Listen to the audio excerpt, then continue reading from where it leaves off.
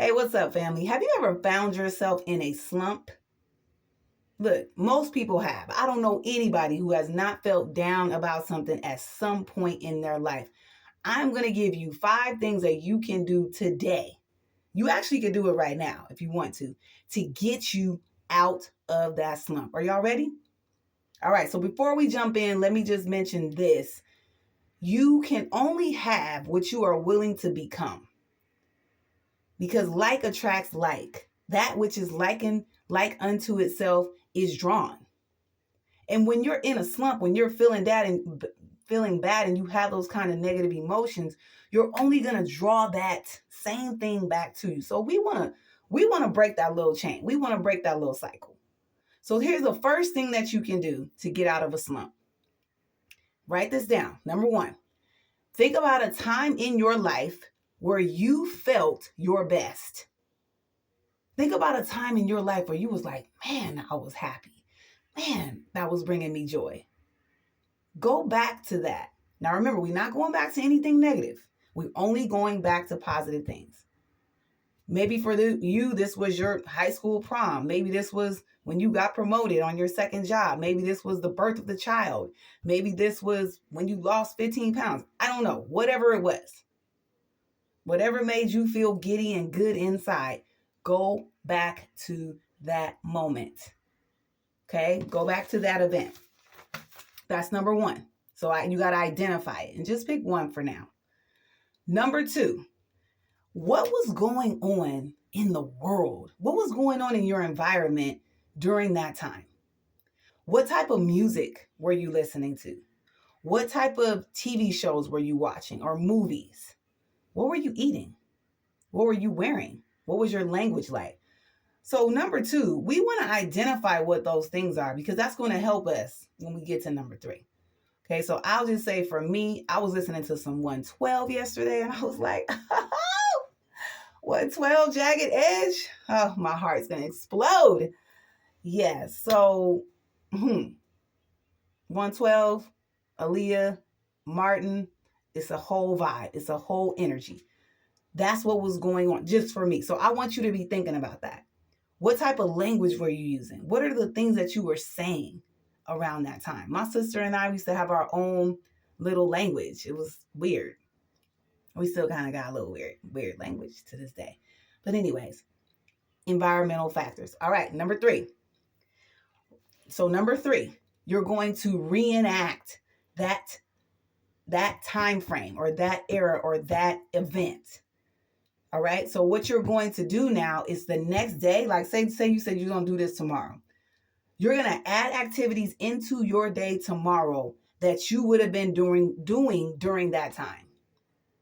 So maybe you're like, oh, I was 21, 22. Okay, maybe you was going to a drive-in movie. We still have them in Vegas. Pretty cool. Maybe you played cards or played a board game or played dominoes. Maybe you were someone who cracked jokes a lot. Look up some funny jokes. Play a prank on somebody. Me and my sister used to make up dances all the time. We used to have these little routines and we would make up a dance. I was like, I'm going to make up a dance tonight and record myself. But I want you to think about what would you have been doing? Like my dad still plays basketball to this day. I remember in a certain time in my life, we were at a gym all the time. All the time. What were you doing? Were you playing volleyball? Were you playing a sport? Were you dancing? Were you going out? What was happening? So you want to pick one thing that you can do in your day to connect you back to that time frame and that experience. Number 4. So we're winding down. So now number 4, at the end of the day, I want you to journal and write down.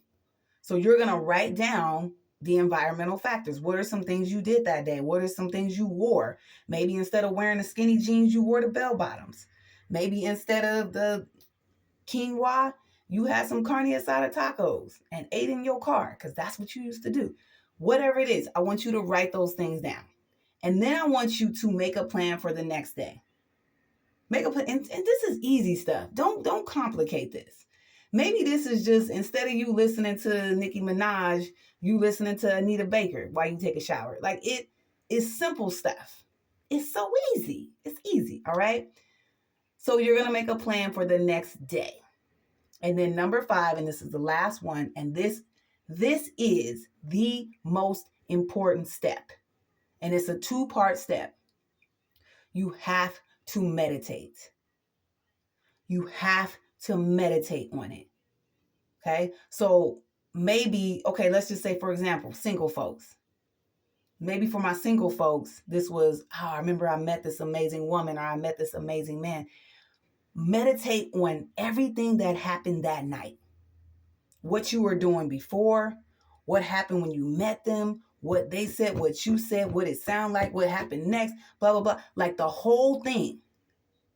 Meditate on that. Maybe it was you just got a book a book deal, or a new contract, or you got a breakthrough in your health. Whatever it was, you're going to meditate on that entire thing. And I would highly suggest 2 things. You're going to meditate first thing in the morning. When you get up in the morning, after you pray and thank the Lord above for giving you the ability to meditate, you're going to meditate. Okay? At least 5 minutes. At least 5 minutes. What do you want to feel like? And go there. Don't wait for your body to go there. Go there in the mind, because the mind and the body is connected.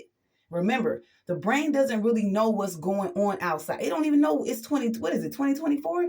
Brain don't even know. My brain don't even know. I'm going to tell my brain, 1999, 98, no, 97. Won a championship. That was a good year. So you're going to meditate on this in the morning. You're going to meditate on this at night. And remember, the subconscious mind starts to program right before we go to sleep. Okay, I'm about to wrap it up. I could go into a lot of other stuff, but a lot of other things, but I'm not going to do that. Meditate on it first thing in the morning, last thing at night. If you can put some music on that connects to that experience at the same time, do that. Right? So when you look at yourself, you should be like, it should be reminding you of that joyful, happy time in your life. And just a quick little bonus, those are my 5 steps. Quick little bonus, if you need a little help, because you're just like, I just can't get there. My mind won't let me. Go back and look at some old photos. Look at some old pictures. Look at some old videos around that time. Talk to people. Maybe this was your college friends or your middle school friends or whoever it was, so that you can start to drum up that energy and that experience again, right? So you can connect back to that time frame. Those things will help you. So you have the control over it. You can do it. Mind and body are connected. They are one. They are not separate. And however you want to feel, you can create it. God bless you.